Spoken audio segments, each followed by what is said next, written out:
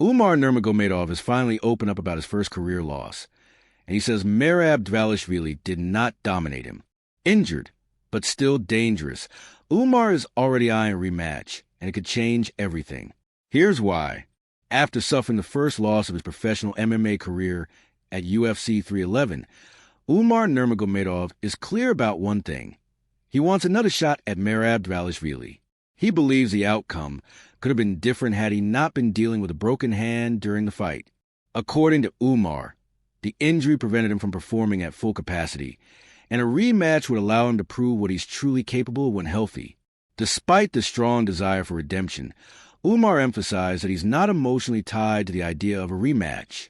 If Merab retires or the opportunity never arises, Umar said it won't be a tragedy. He maintains confidence that he will still become UFC Bantamweight champion eventually, with or without facing Dvalishvili again. This mindset shows maturity and long-term vision.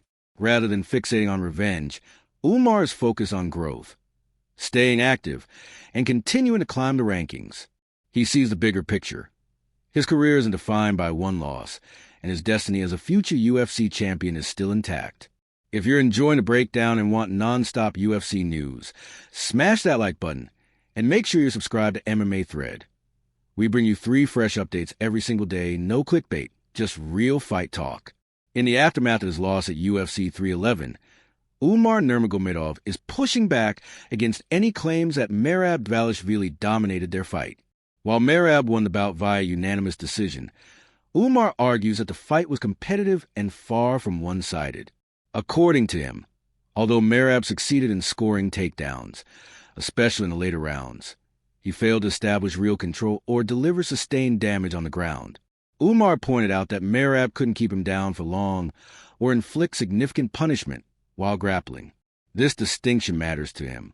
He contrasted their fight with other examples of true dominance in the octagon, such as Belal Muhammad's performance against Leon Edwards, where Belal was able to physically overwhelm and maul his opponent. In Umar's eyes, his bout with Merab lacked that kind of control or brutality. The Dagestani fighter emphasized that their fight was close and that the deciding factor came in the later rounds, particularly the 5th, when he was already compromised by injury. He also suggested that his conditioning and experience in 5-round fights will only improve moving forward, which could tilt the outcome in a future rematch. Overall, Umar's comments make it clear that he views the loss not as a sign of being outclassed, but rather as a temporary setback, one impacted by injury and the learning curve of championship-level competition. He's confident that he belongs at the top of the division and that his performance, even in defeat, proved he's among the elite. Former UFC Bantamweight champion TJ Dillashaw has weighed in on the current state of the division and believes the challenge to Merab Dvalishvili's throne is far from over. Among the contenders, Dillashaw specifically named Umar Nurmagomedov and Aljamain Sterling as the fighters most capable of dethroning the Georgian champion. Dillashaw highlighted Umar's strong all-around skill set, a dangerous mix of elite wrestling, slick striking, and high fight IQ. He noted that even though Umar came up short in their first meeting, the experience of facing Merab will make him more prepared in a potential rematch.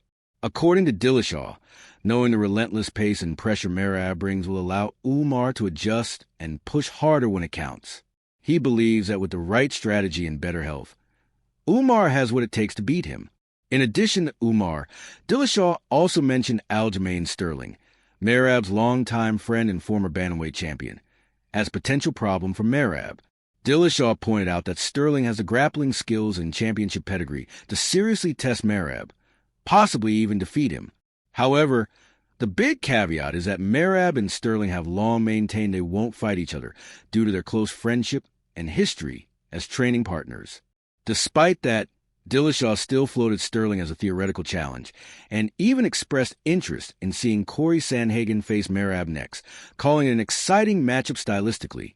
Ultimately, Dillashaw's remarks underscore the depth of talent at the top of the bantamweight division and the fact that while Merab may be on top now, hungry and capable challengers like Umar Nurmagomedov are closing in fast. Will we see Umar versus Merab 2 in the future? Or is Merab on a path of pure dominance? Let us know your prediction in the comments. And don't forget, MMA Thread drops 3 UFC updates daily, so hit that bell to stay locked in.